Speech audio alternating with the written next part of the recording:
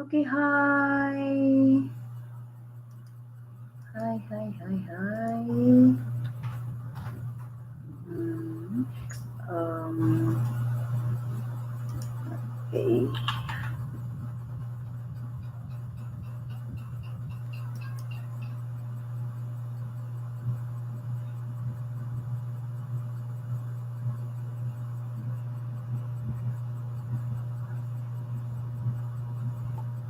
I will check. Mr.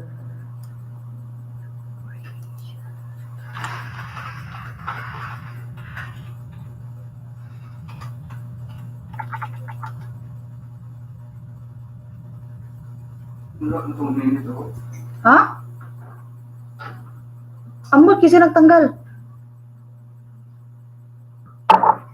Ambot kasi nagtanggal dyan. John. Travel update. John travel rules. Okay. Hmm. Hmm.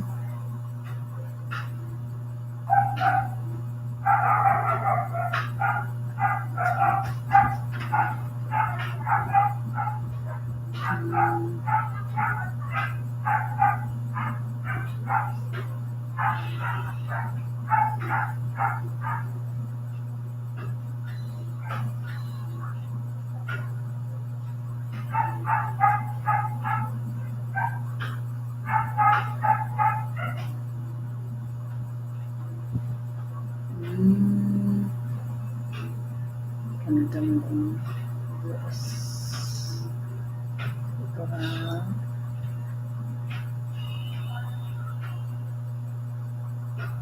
Wait ha. Okay, I'll check this. Okay. First, we have Grammarly. The free version checks basic spelling and grammar. Grammarly Premium, on the other hand. Hello friends, this is Jennifer Terry and welcome to my channel.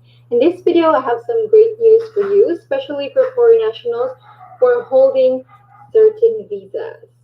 Last week we made a video about the IATF resolution number 98 about the easing of restrictions. And today, finally, the Bureau of Immigration has released their guideline. For almost more than 1 week, we waited, and now it's here. All right, so let's get into it. So, who are now allowed to enter the Philippines? Who are added on the list? First up are 9G visa holders. So, holders of valid 9G visa whose visa was issued.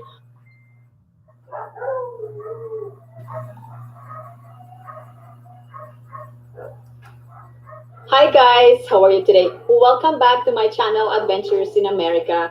If you are new to my channel, my name is Jocelyn, and today we are going to talk about the reopening status in the Philippines, the latest Bureau of Immigration updates, the latest resolution. Hi guys, how are you today? Welcome back to my channel Adventures in America. If you're new to my channel, my name is Jocelyn, and today we are going to talk about the new advisory for US citizens abroad issued by the US Customs and Border Protection. And also we will also discuss if tourist visa holders or B1, B2 holders are allowed to enter the US, and also the current travel ban and the travel protocols for vaccinated and unvaccinated passengers to the US. This travel advisory is for the travel of US citizens with expired passports. As of May 21, 2021, US citizens will be able to use their expired US passports to return to the United States through December 31, 2021. US citizens who are overseas whose passport expired on or after January 1st, 2020 may be able to use their expired US passport for direct return travel to the US until December 31, 2021. So this advisory is for all US citizens who are currently abroad. This is not applicable to US citizens who are in the US with expired passports. Expired passports cannot be used to travel from the US to an international destination or to travel to a foreign country for any length of stay longer than an airport connection en route to the United States or to a United States territory. What are the requirements? Travelers qualify for this exception if all of the following are true. They are a U.S. citizen, they are currently abroad seeking to return to the U.S., they are flying directly to the U.S., a U.S. territory, or have only a short term transit through a foreign country on their return to the U.S.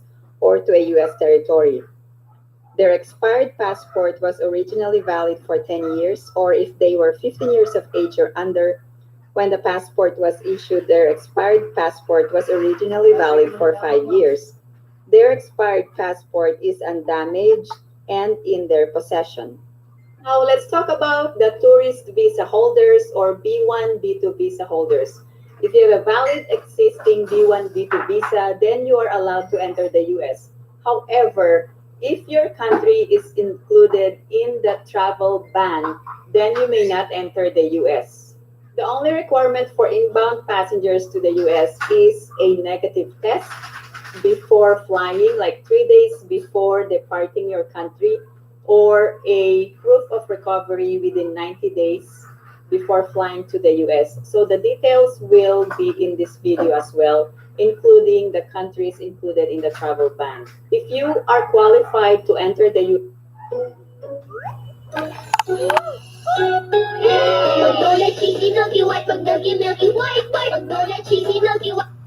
US right now, is it required that you are vaccinated?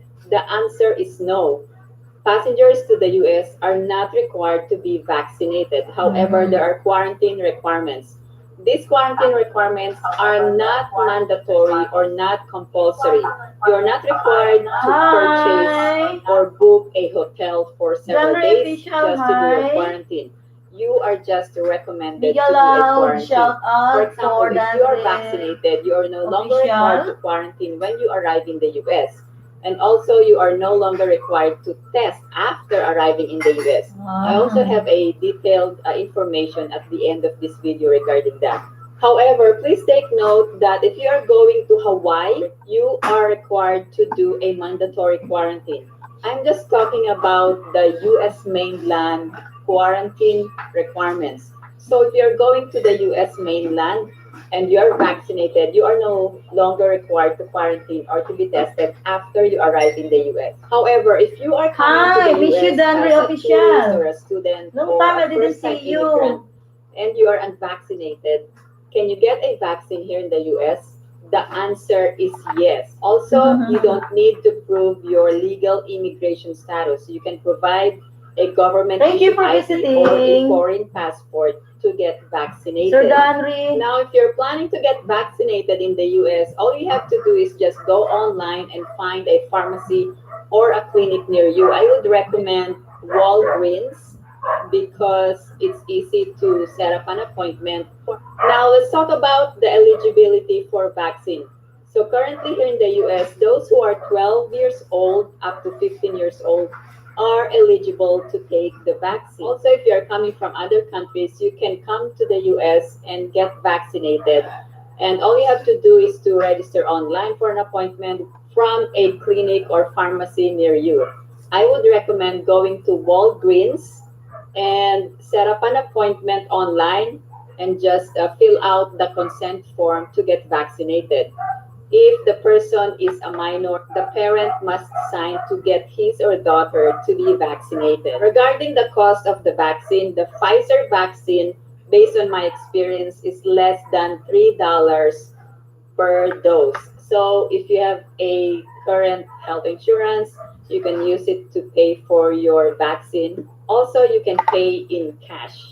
Also, no one is going to ask for your vaccination status. You don't need to present your vaccination card to anyone. Centers for Disease Control and Prevention issued on May 13, 2021. I'm cooking, Sir Vaccinated Danry. people are no longer required to wear So a that's why mask I'm hiding. or physically That distance you just unless can required by hear the federal voice or state or about local rules or if entering required by business or USA. workplace rules. And it's all Vaccinated about people can refrain from testing immigration. from a known exposure unless you're working in a correctional or a homeless shelter. For purposes of vaccinated people, if you have been given a second dose and it has been 2 weeks from the last dose, then you can be considered a vaccinated person. Now let's talk about the US travel ban.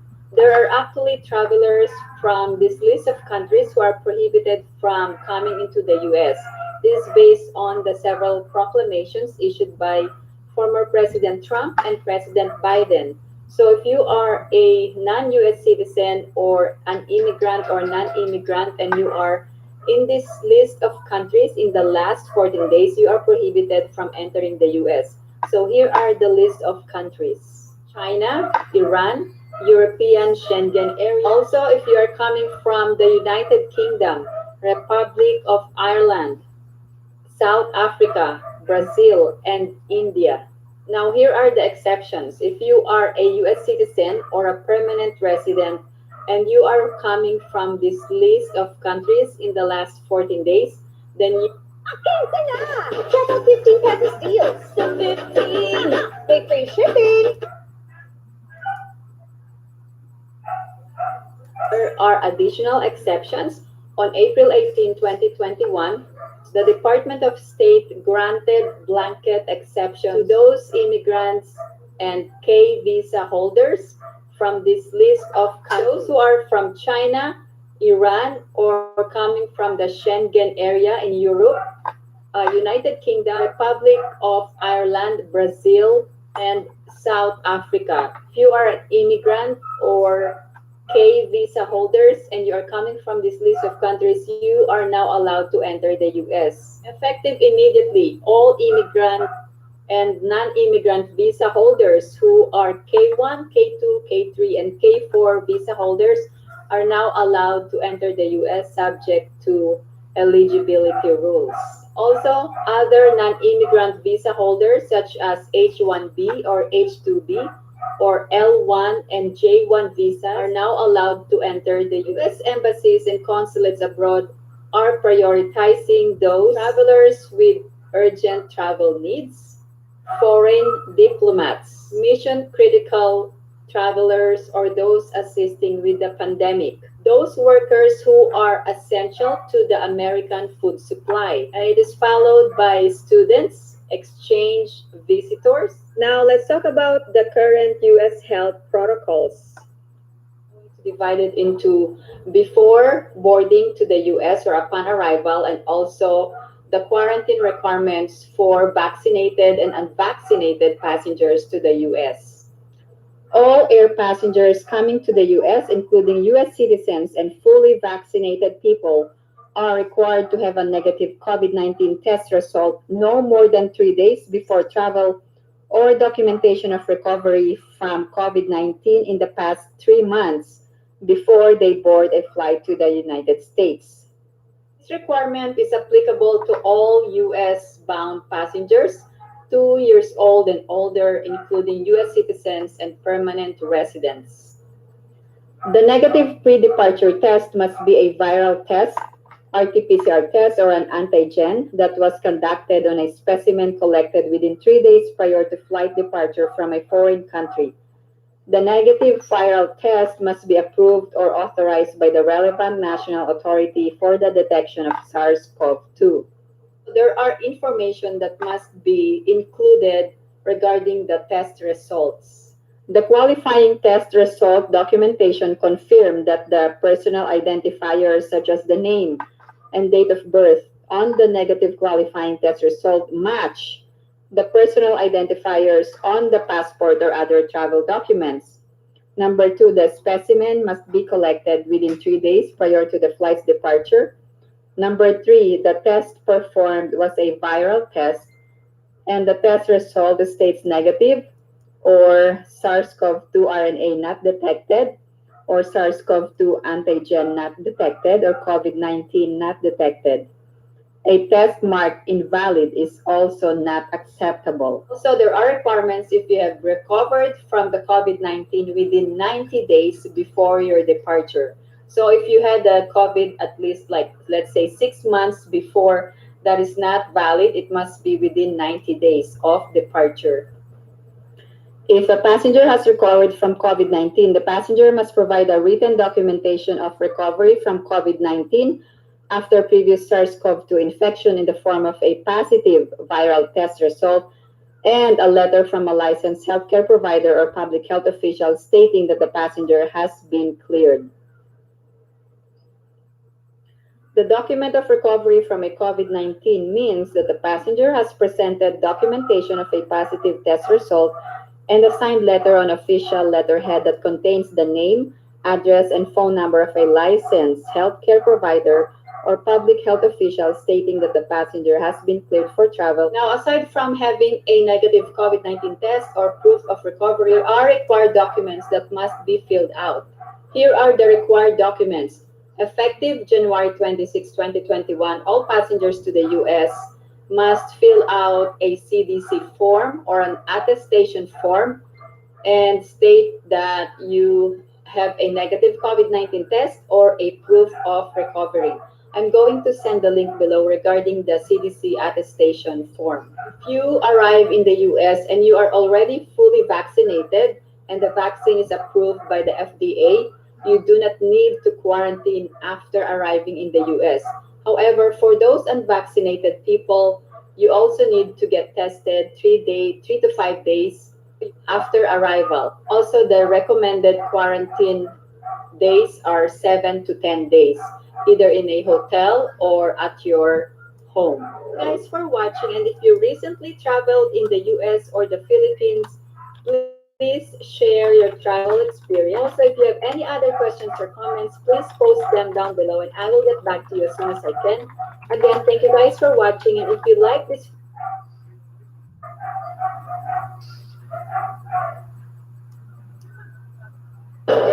New position here.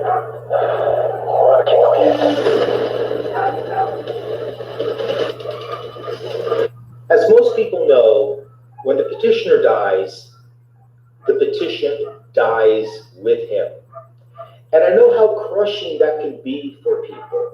Some people have waited decades for the priority date on their petition to become current. They're looking forward to either coming to the US or if they're in the US to finally get the green card, a new and better life for themselves and their family members. However, there could be hope. Even if the petitioner died, it is possible for the petition to live on, either through humanitarian revalidation or Section 204L, which I call the survivor law. And we're going to be talking about what is involved in asking USCIS that even though the petitioner died, could they allow the petition to live on? And if you enjoy this channel, of course, make sure to like and subscribe.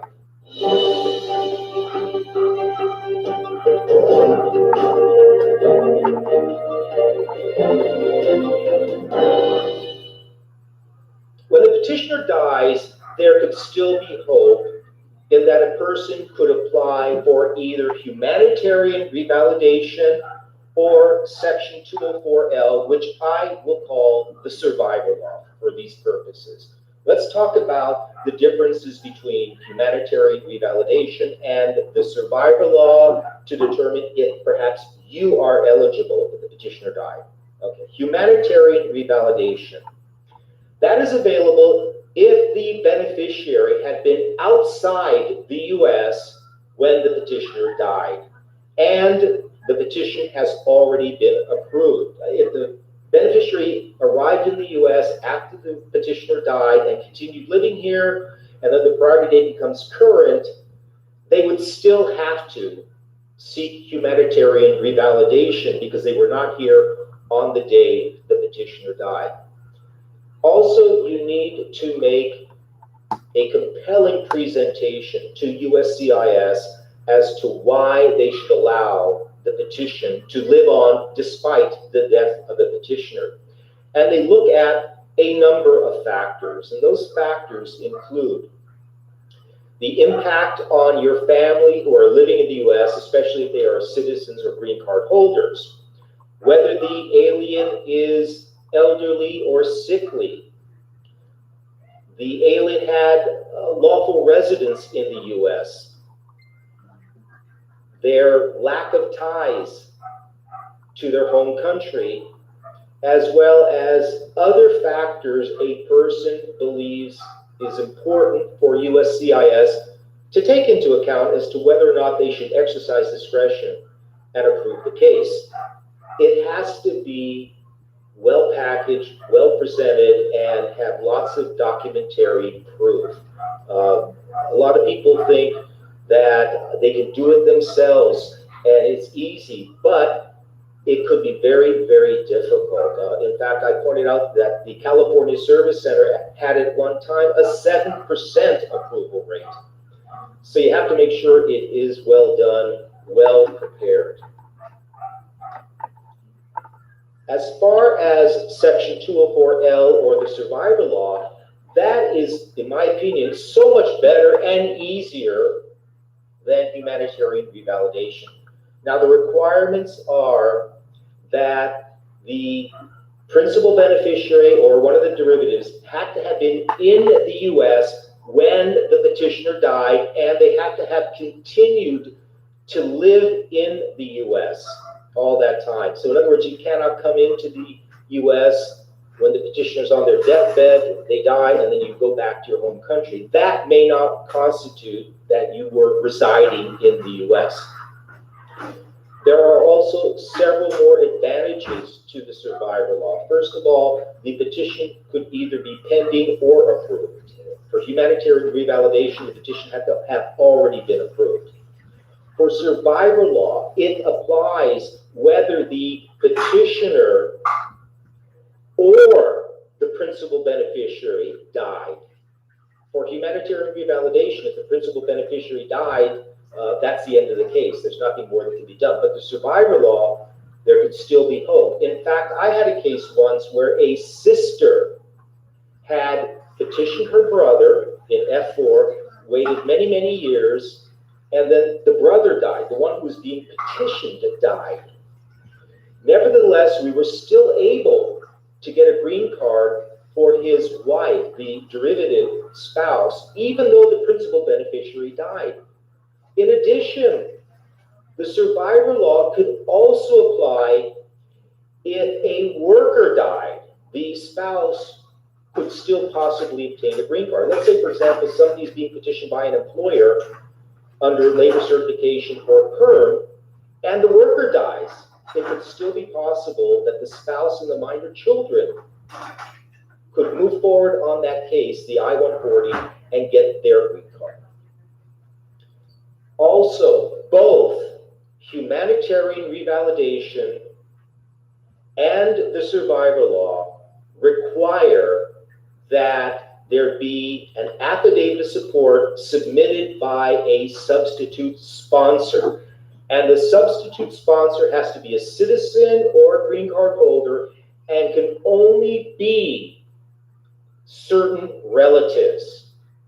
And those relatives who are qualified to act as substitute sponsors include a spouse, a parent, in-laws such as mother-in-law, father-in-law, son-in-law, daughter-in-law, brother-in-law, sister-in-law, as well as siblings, your brother or sister, a child, grandchild, grandparent, or a legal guardian.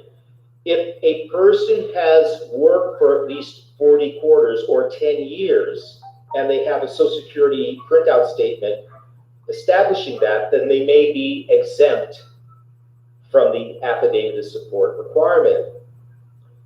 Aside from humanitarian revalidation or survivor law and whether you're eligible or not, there could be other issues in your case affecting your admissibility. For example, if you were out of status, you entered the U.S. under an assumed name or have other fraud, you have crimes or a prior deportation order, that could affect a person's ability to apply for either humanitarian revalidation or survivor law. So I would recommend that if you believe you are eligible, or you know of a friend, family member, a co-worker for whom this may apply or it could be helpful, then you should consult with an attorney who can evaluate your situation, determine eligibility, address the issues, help you package the case. Because once it's submitted, it takes at least a year to process. But it is so important, so critical, and sometimes you're only given one opportunity. And if it gets denied, it's very hard to go back and reapply. That's why I believe with something as important, as something as complex as your immigration future and future of your family, you should consult with an attorney and have an attorney help you package your case. But this goes to prove that even though the petitioner died, or in some cases the principal beneficiary died, there could still be hope. Now, if you found this information informative, make sure that you subscribe to our channel and, of course, like and share. I'm Michael Gerfinkel, and this is U.S. Immigration TV.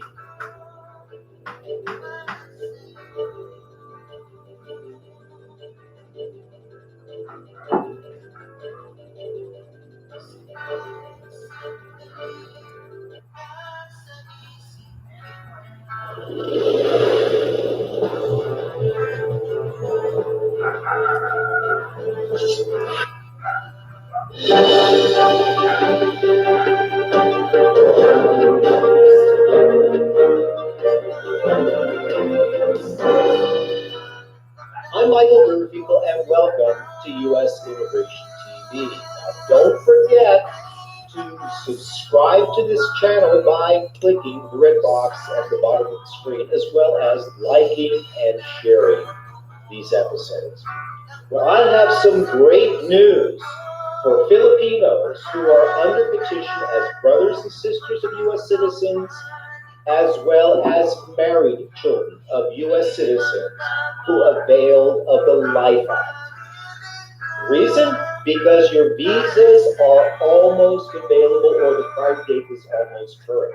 Now, the Life Act was a law that then President Clinton signed in December 2000, and it basically would allow people to be able to file for their green cards in the U.S. without having to leave the U.S., provided they were in the U.S. in December 21st, 2000, and had a petition filed for them before April 30, 2001. Well, all of those people who availed of that law, the priority date is almost current. Now, if you had a petition filed for you during the Life Act, make sure all the information is still current. Have you moved since then?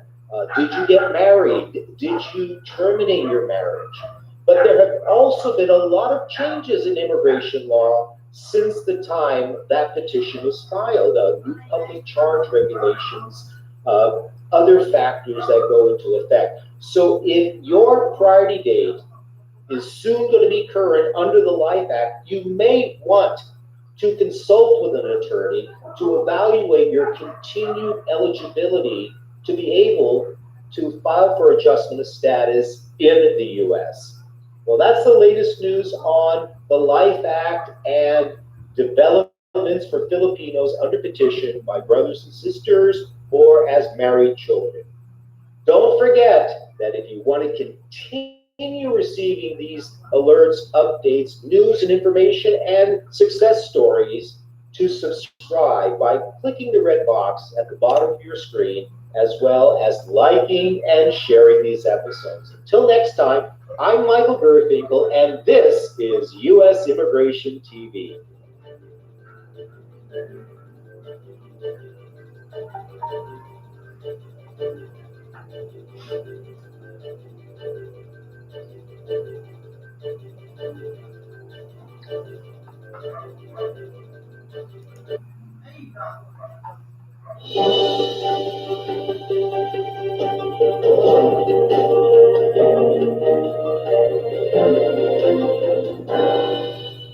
Welcome to U.S. Immigration TV. In this video, I will discuss about a relative petitioning another relative for an employment-based green card. Yes, it is possible for family members to petition other family members for an employment-based green card through perm or labor certification. In fact, I have done that many times at my law office. In one case, a U.S. citizen petitioned her younger brother for a green card as her office manager. In another case, an aunt had a care home and was able to petition her niece in the Philippines to come work for her as a caregiver. There's nothing wrong, there's nothing illegal about doing that. So that may be an option for people rather than a family petition, which could sometimes take 5 to 30 years. Here are the basic ingredients or requirements. Number one, there has to be a real job in an existing business. It can't be a made-up job or a fake job. Number two, the employer has to be financially stable, meaning proving they can afford the alien. And that typically means that the net income on the employer's tax returns will equal at least what the alien's wages will be. The next requirement is that the alien has to have the skill, education, or experience for that particular job. So hypothetically, if you have a niece or other relative who is a nurse, they can certainly be a caregiver. If they are an accountant, they can be a bookkeeper. The opportunities are endless. And I emphasize the fact that it is legal. In fact, on some of the forms, there is a question, are the employer and the employee related? So you just simply answer yes. As long as it's a legitimate job and they will work at the job, then it is perfectly legal. That's something for people to think about. If you have any questions about eligibility or whether you or your family member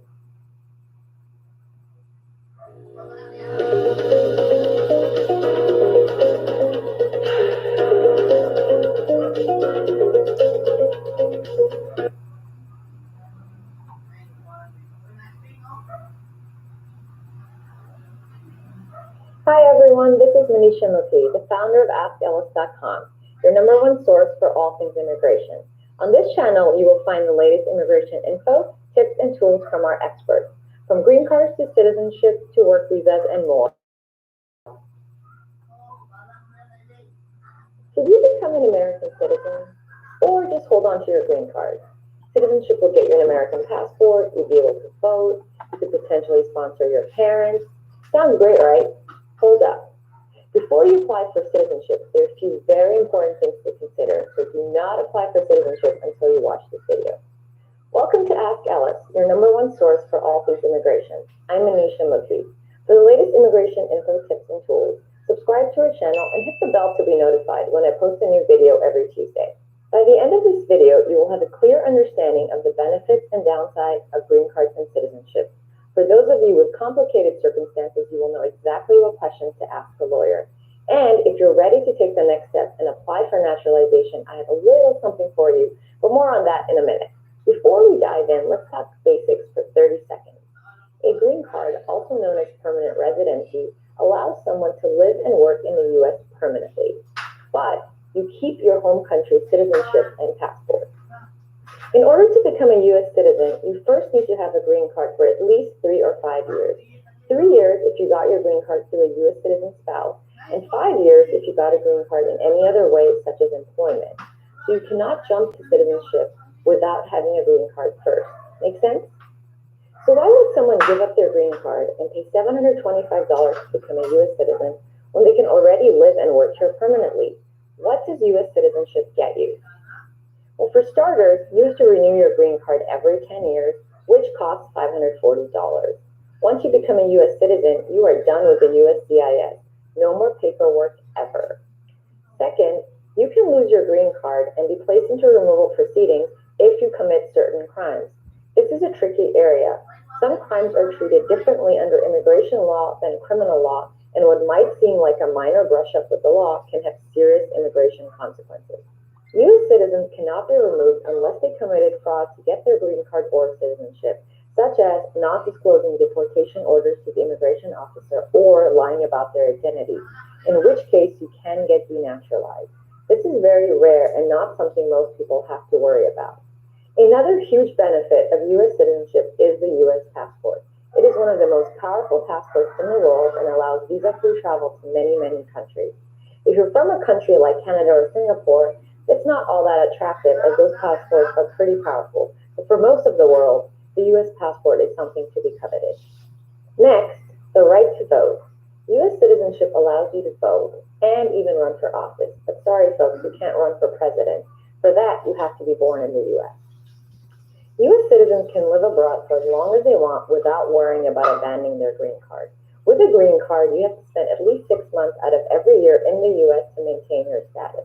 There are ways to leave the country for several years with a green card. However, you have to fill out paperwork and meet certain requirements to do so. One of the biggest advantages of U.S. citizenship is the ability to sponsor family members. As a U.S. citizen, you can sponsor your spouse, your parents, and your unmarried children under the age of 21 as immediate relatives. Immediate relative means that there is no wait for a visa number and that an immigrant visa is always available for these categories should you choose to apply. You can also petition married children and children over the age of 21, but as preference relatives. Preference relatives means that there are a limited number of immigrant visas available every year, and since most years there are more applications than visas, there ends up being a wait list and the wait is much longer. Green card holders cannot sponsor their parents, but they can sponsor their spouse and unmarried children of any age, but as preference relatives. Again, like I said, preference relatives implies that there are a limited number of immigrant visas available every year, so green card holders typically have to wait a much longer time when they sponsor their relatives. Lastly, U.S. citizenship gives access to certain federal jobs and benefits that are not available to anyone but citizens. Which one of these benefits is most appealing to you? Let me know in the comments. So, we've talked about all these great benefits of U.S. citizenship, but here are 3 things to consider before you go from green card to citizenship. The first is dual citizenship. Does your home country allow dual citizenship? Not every country does. For example, before I became a U.S. citizen, I was a citizen of India. India does not allow dual citizenship. So when I became a U.S. citizen, I had to formally renounce my Indian citizenship. So that is something to ask yourself. Does my country allow dual citizenship? And if it doesn't, is this something I want to do? Second, have you ever been arrested, even if you weren't convicted? As I mentioned earlier, there are certain crimes that are treated differently under immigration law than criminal law. So if you've ever had any arrests in your past, no matter how small, talk to an immigration attorney before you apply for naturalization. You do not want to put yourself at risk for deportation without checking on this first. Lastly, do you plan on living in the U.S. forever? If the answer is no, there are 2 things you need to consider. When you become a green card holder, you become a U.S. tax resident.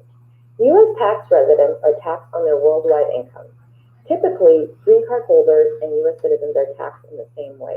However, green card holders may have more opportunities to use foreign tax credits to minimize their liability. However, this is very individual specific and best discussed with an accountant. The second thing to consider is the exit tax. If you ever decide to give up your green card and U.S. citizenship because you no longer want to live in the U.S., you need to think about the exit tax. The exit tax applies to U.S. citizens and long-term permanent residents. By long-term permanent residents, I mean anyone that has had a green card for 8 years out of the last 15. If you've even had a green card for 1 day in that year counts.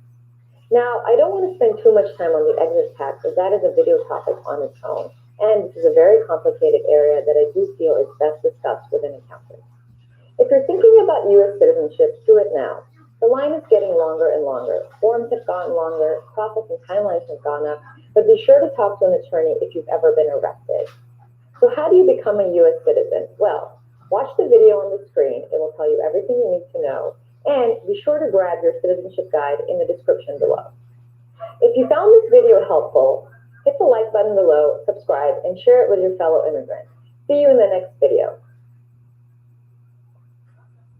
Good grammar and spelling are important, but if you want to write essays that inspire, messages that forge brighter... Trying to figure out the naturalization process? In today's video, I will explain how to apply for U.S. citizenship in 5 easy steps and share some bonus tips so you can apply for citizenship with confidence. Welcome to Ask Ellis, your #1 source for all things immigration. For the latest immigration info and tips, subscribe to our channel and hit the bell to be notified when I post a new video every Tuesday. By the end of this video, you will know how to apply for citizenship, how long it takes, and how much it costs. You will also gain access to a guide I created just for you. Ask Ellis has helped thousands of people navigate the citizenship process, and I'm so excited that it's now your turn. So let's dive in. Step 1. Before you do anything, make sure you qualify for naturalization. The two big requirements for naturalization are how long you've had your green card and the residency requirement. If you got your green card through marriage, then you need to have had your green card for 3 years before you're eligible for naturalization. If you got your green card in any other way, it's typically 5 years. However, there is a 90-day rule that allows you to apply for naturalization 90 days before you hit the deadline. So if you got your green card through marriage, you can actually apply once you've had your green card for 2 years and 9 months, and 4 years and 9 months if you got your green card in a different way. To figure out where your clock starts, simply look at the front of your green card and look at the issue date and count 3 or 5 years from that date. The second requirement, the residency requirement, is also known as continuous physical presence. What this means is that as a green card holder, you must have been living in the U.S. for the past 3 or 5 years, depending on how you got your green card. Continuous presence does not mean that you cannot leave the country in that time, but you do need to keep tabs on how much time you're spending out of the U.S. Basically, you need to spend 6 months out of every year in the U.S. If you did leave the U.S. for more than 6 months but less than 1 year, you may still meet the eligibility criteria for naturalization. However, absences of more than a year typically break the required continuity for citizenship. If you fall into this zone, I highly recommend you speak with an immigration attorney, as there are sometimes exceptions to this. There are also other important requirements that you should make sure you meet. I'm going to link to an article in the description below, so be sure to check it out as it lists the remaining requirements for citizenship. Step 2 is completing and filing Form N-400. This is the main form and the first step in the citizenship process. There are 2 ways to do this. You can either complete the form online, or you may fill it out in its paper form and mail it in with your supporting documents. If you want us to create a video that walks through Form N-400 step by step, write 400 in the comments and let us know. So how much does it cost to become a U.S. citizen? The filing fee for Form N-400 is $640, and your biometric fee for your fingerprinting is $85, bringing to a total of $725. If you choose to work with an attorney, there will be additional legal fees to be paid directly to the attorney. So how long does it take to become a U.S. citizen? The average processing time for Form N-400 is 10 months this past year. However, your timeline may be shorter or longer depending on where you reside and which field office is handling your application. Additionally, you'll spend some time waiting on your citizenship interview, test, and oath ceremony. So all in all, expect to wait about 10 to 20 months and even a little more in some states. Step 3 is attending your biometrics appointment. Once your application has been accepted, you will receive an appointment notice in the mail with the location and date of your fingerprinting appointment. This notice usually arrives 2 to 3 weeks after filing with an appointment date that is another 1 to 2 weeks out. Be sure to take this notice with you to your appointment. Step 4 is attending your citizenship interview. After your fingerprinting, the USCIS will assign you an interview date. This can be anywhere from 10 to 14 months after filing your naturalization application. As I mentioned before, the timeline really depends on the field office assigned to your case, which depends on where you reside. At this interview, the officer will conduct a citizenship test, review your application, and clarify any issues. There are 2 parts to the naturalization test, the English test and the civics test. As part of the civics test, you will be asked 10 questions of which you have to get 6 correct. These 10 questions are drawn from a bank of 100 questions, which you can study beforehand. As for the English test, when I went through the citizenship process recently, I was given 1 sentence to read and then write as well. If you pass the test, the officer will recommend that your application be approved. When I attended my test, I received a sheet of paper, like the one you see on the screen, that had my interview results. If your application is denied, you will receive a letter in the mail explaining the grounds for denial, or the officer may call you on the spot. Common reasons applicants are denied include failure to pay taxes, or the inability to demonstrate continuous presence in the U.S., or failing the civics or English test. Step 5 is being sworn in at an oath ceremony as a U.S. citizen. Soon after your interview, you will receive an appointment notice with the details of your oath ceremony. This is the moment you become a U.S. citizen and take the oath of allegiance. At the end of the ceremony, you will receive your naturalization certificate, which is proof of your U.S. citizenship. Now you know exactly what to do to file your naturalization application. But what if you have prior arrests, or unpaid taxes, or supporting documents that are not in English? I've created a special guide just for you that includes a document checklist and bonus tips to save you time. Be sure to check out the link in the description below. If you found this video helpful, hit the like button, subscribe to our channel, and share it with your fellow immigrants. That's all for today. Thanks for tuning in, and see you in the next video.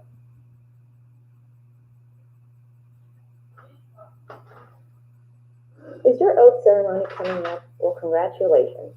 The oath ceremony is the last step in the citizenship process, where you swear allegiance to the U.S. and get your naturalization certificate. So what should you expect on this day? What should you wear to your ceremony? Can you take family with you? Can you take your phone inside? How long will it take? I'm going to answer all of these questions and more coming right up. So, I just attended my own naturalization ceremony earlier this year, and I did not check the dress code and wore something that you're not supposed to wear. I'll tell you how that turned out in a second, but first, let's talk logistics. And if you want more information like this, be sure to subscribe to our channel and hit the bell to be notified when I post a new video every Tuesday. First things first, when and where does the oath ceremony take place? Sometimes the oath ceremony takes place the same day as your citizenship interview. In this case, the USCIS officer will tell you to come back to the same office later that day. This does not happen everywhere. In cities like New York, unless you're elderly or disabled, it is unlikely that an officer will offer you a same-day oath. Mine was 3 weeks after my interview. It usually takes place in a federal or state building, but sometimes large ceremonies are also held in stadiums. Mine was held in Brooklyn, New York, at a courthouse on Cadman Plaza. There were roughly 225 people attending my ceremony. Do you have an oath ceremony coming up? Let me know when and where in the comments. Next, what should you bring to your oath ceremony? Well, for starters, make sure you have your green card because you will have to return it. Make sure you have any other cards the USCIS ever issued you, such as an EAD or advanced parole. Bring another form of ID, such as a license or passport. And finally, don't forget the oath ceremony notice that you receive in the mail. Be sure to fill the back out before you come to your ceremony. The number one question we get asked is, how long will the ceremony take? How much time do I need to take off work to attend the ceremony? Now, the total time varies by location, even within the same city. My oath ceremony was scheduled for 8:30 a.m., but it's best to show up 30 to 40 minutes in advance. Much like an airport, you also have to go through security in these federal and state buildings. I wrapped up around 11:30 a.m., and we've heard similar estimates from other clients. So it's best to allocate 3 to 4 hours for your ceremony. Most people take half a day off of work to do so. What happens in these 3 to 4 hours at the ceremony? Well, there are 4 parts to the day. First, you check in at the ceremony where an officer checks your oath ceremony notice. In my case, after that happened, I entered the courtroom and then sat around for 1 hour doing nothing. Then, 2 officers set up desks at the front, and we all went up one by one to return our green cards, answer a few basic questions, and check our naturalization certificates for accuracy. This took over an hour as the officers had over 200 people to get through one by one. Then we waited around for another hour for the judge to come, who we needed to take the oath. He gave a short but inspiring speech for 5 to 10 minutes, after which we were sworn in together.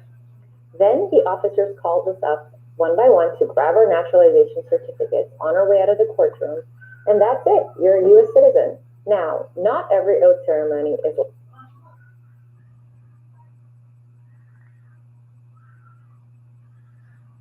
like this. Mine was very transactional and not very effective. However, we had a client recently attend a naturalization ceremony in San Diego, and it was held in a stadium with 500 plus people.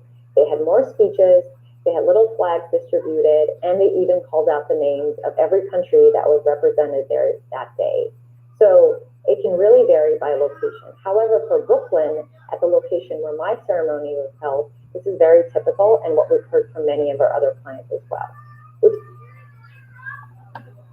so much dead time to kill, everybody wants to know if they can take their phones into the ceremony. Well, the answer is it depends on the location.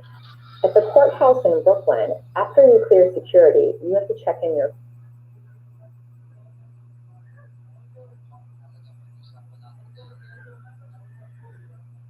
phone, and you're given a token which you use at the end of the ceremony to get your phone back. It was actually a very efficient process, and I got my phone back very quickly. But this means that during all that dead time where we were just sitting in the courtroom waiting for the judge and things like that, I literally had nothing to do, and I wish I'd brought a book to read. So, in case you're not allowed to bring your phone inside, please take something to read or do while you're waiting. This also means that you can't take any photos inside this building. Where I was, you had to leave the lobby and exit the building before you were allowed to take any photos.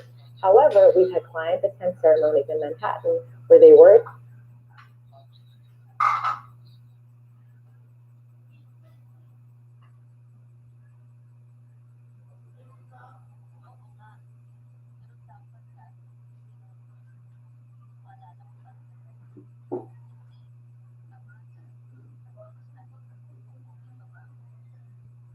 able to bring their phones inside, and they were able to take photos inside. So again, even within the same city, the rules vary. So it's best to let your family, friends, and work know that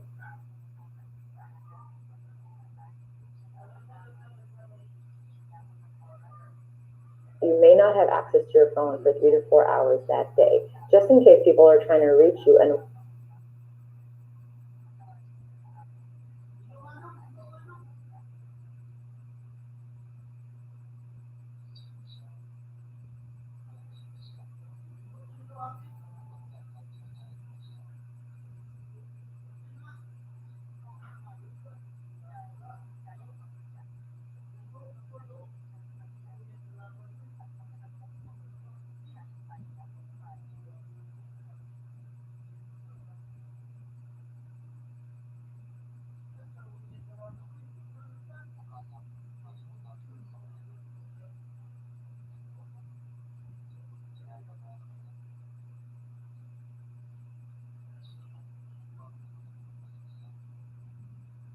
wondering why you're not picking up.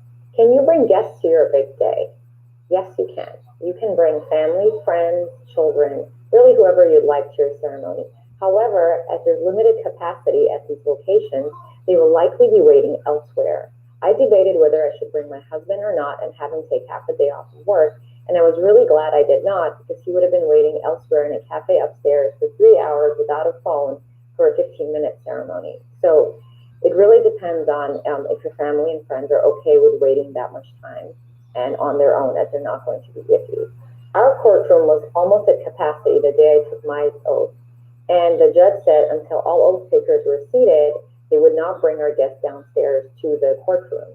And they said if there was not enough room, they would have to watch from upstairs from a camera. Now that would have been a little bit of a bummer. It turned out to be okay, and they were able to come. But had there been just a few more people, I don't think they would have been able to come downstairs and watch the ceremony. And so that does happen on some days. I don't think that's very common, but I did want to share that with you. Now, does the oath ceremony have a dress code? What should you wear? The USCIS website says this, and I'm going to read this from my screen. Please dress in proper attire to respect the dignity of this event. Please no jeans, shorts, or flip-flops. Now, I missed this, did not know there was a dress code, and wore jeans, nice shoes, a blazer, and a shirt to my ceremony. And luckily, no one said anything to me. But in the off chance that this might have been a problem, I wish I'd known there was a dress code, and I would have followed it. So I highly recommend you do not wear these 3 things since the site says so. I saw a wide variety of outfits at the ceremony. Some people get really dressed up and were practically in cocktail attire. Others were in their work clothes. Some people were in suits and ties. Some were a little more casual. But, generally it's a special day, so there's nothing wrong with dressing up if you would like. But please avoid jeans, t-shirts, and flip-flops, as the website says. Sorry, I meant jeans, shorts, and flip-flops, not t-shirts. If you have any other questions about the oath ceremony, please let us know in the comments. And be sure to check out the other videos in our citizenship series that's on your screen right now. If you found this video helpful, hit the like button below, subscribe, and share it with your fellow immigrants. See you in the next video.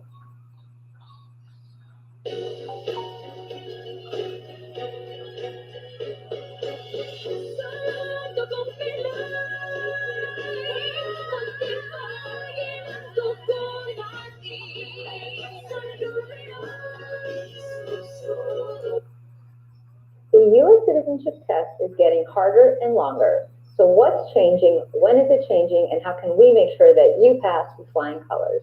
All this and more in today's video. For more updates like this, be sure to subscribe to our channel and hit the bell to be notified when I post a new video. The citizenship test is one of the last steps in the naturalization process. A USCIS officer gives you this test during your naturalization interview. As you may already know, there are two parts to the test, the civics test and the English test.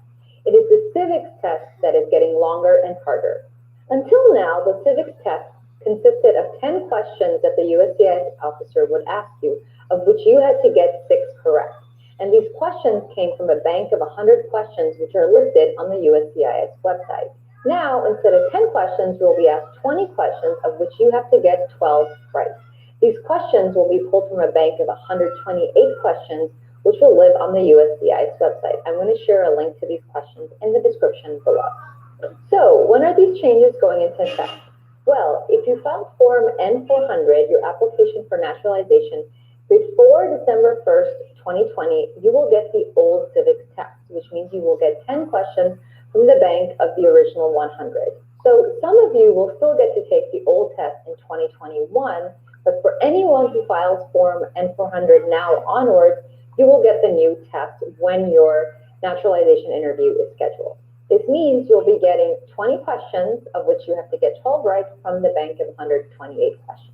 For people that are over the age of 65 and have been living in the United States as a permanent resident for 20 years or more, they will only be asked 10 questions, and those 10 questions come from 20 questions that are in the bank of questions. You just have to look for the questions that have an asterisk, a star marked next to them, and those are the 20 questions that these seniors have to study.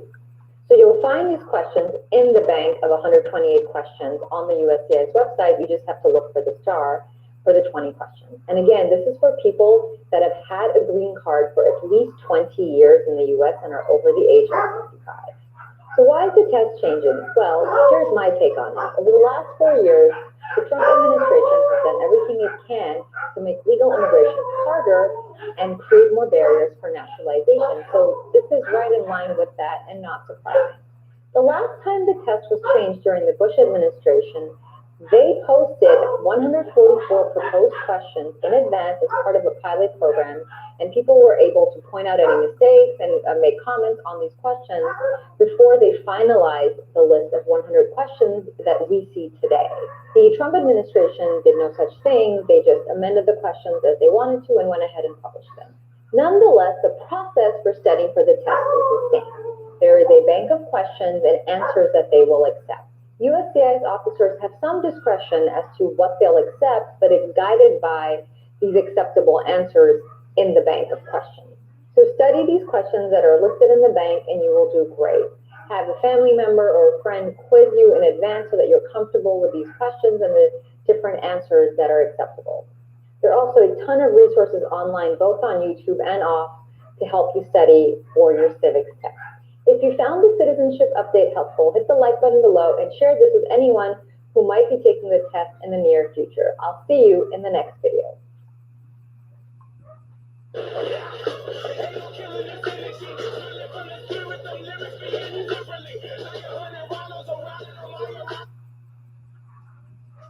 After years of dealing with U.S. immigration, you finally have a citizenship interview date. Nervous? You're not alone. But if you know what to expect and take the time to study, you will succeed. Today, I'm going to walk you through the citizenship interview step by step, the format of the interview, questions you may be asked, and of course, what to expect on the English and civics test. Ask Ellis has helped thousands of people prepare for their citizenship interview, and I just went through the process myself earlier this year. So, are you ready to ace this interview? Let's dive in. Let's start from the beginning. When the USCIS assigns you an interview date, it mails you an appointment notice with the date, location, and time of your citizenship interview. Be sure to show up at least half an hour before this time. Much like an airport, you have to go through security at these federal and state buildings, and sometimes you zip through, but if a bunch of people happen to show up at the same time as you, it can take a little longer. You will need your appointment notice at this point, which you will have to show security before you can proceed. Your appointment notice tells you what documents to bring to your interview. but there are a few things it doesn't mention, which I'll cover at the end of the video. After security, you will head to a waiting area where you will wait until your name is called. A USCIS officer will then take you to his or her office. I went through this recently, and my name was called within 15 minutes of my appointment time, so I didn't have to wait very long, but sometimes the wait can be quite a while. There are 3 parts to the interview, but before the interview starts, the officer will likely ask you to stand up, raise your right hand, and swear to tell the truth during the interview. Then, you will take a seat, and the officer will start by reviewing your Form N-400, your application for naturalization that you submitted some time ago. He or she will go through some of your answers. You may be asked questions like, what is your name and current address? Have you ever used any other names? Have you traveled since you submitted your Form N-400? If the answer is yes, you will then have to share the dates and location of your travel, and the officer will update it in the system. During this interview, you will also be asked if you want to legally change your name. If your name has changed since you submitted your application for naturalization, be sure to bring a court decree that shows proof of name change. If you've had prior arrests or any brush-ups with the law, you may be asked about those. If you've had any arrests or brush-ups with the law since you filed your Form N-400, it is best to talk to an attorney before you show up to your interview.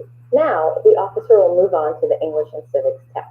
Sometimes the officer will start with the English test and sometimes the civics test. It really depends on the officer. For the English test, there is a reading portion and a writing portion. During my interview, there was a screen in front of me and a sentence appeared on it, which I had to read.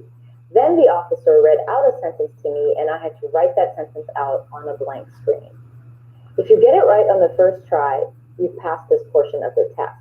However, if you don't, you have 2 more chances to get it right. An officer may read and ask you to write up to 3 sentences. If you're finding this video helpful, hit the like button below and be sure to subscribe to our channel. Now, on to the civics test. This test covers American history, geography, principles of American democracy, and so forth. The test consists of 10 questions, of which you have to get 6 correct. These 10 questions come from a bank of 100 questions, which you can study in advance. So study these questions and answers, have someone quiz you, and you will be fine. Here are some examples from the list. Where is the Statue of Liberty? Why does the American flag have 50 stars? When do we celebrate Independence Day? Now, I'm not going to go into all 100 questions, but I'm going to link to the official test in the notes below. Be sure to grab it. After this, the officer will let you know if you've passed the interview or not. He will provide you with a sheet of paper with your results. My entire interview took about 20 minutes, but the time varies from person to person.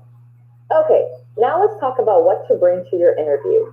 Be sure to take the following: your appointment notice, your green card, a state-issued ID such as a license, any valid or expired passports, and 2 2x2 style passport photos. Now, you won't find this on any list, but we've heard of officers asking for this occasionally.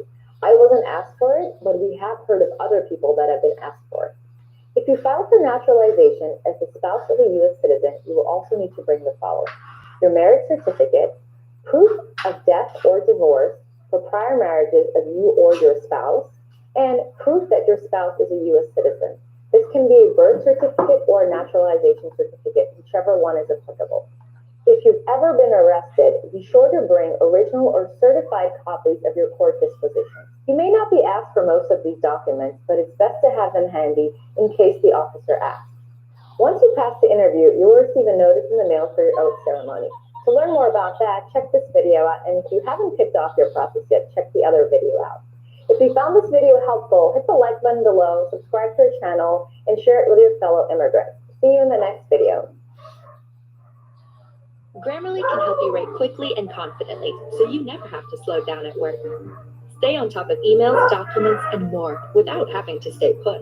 Whether you're working on your computer or on your phone, Grammarly provides instant writing advice, so your messages are clear without sounding rushed. Instant corrections make your writing mistake-free, while keeping it short, sweet, and fitting in tone.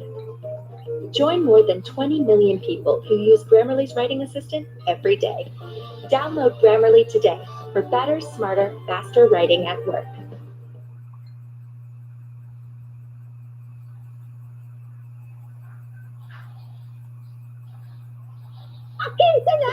Check out 15 pesos deals.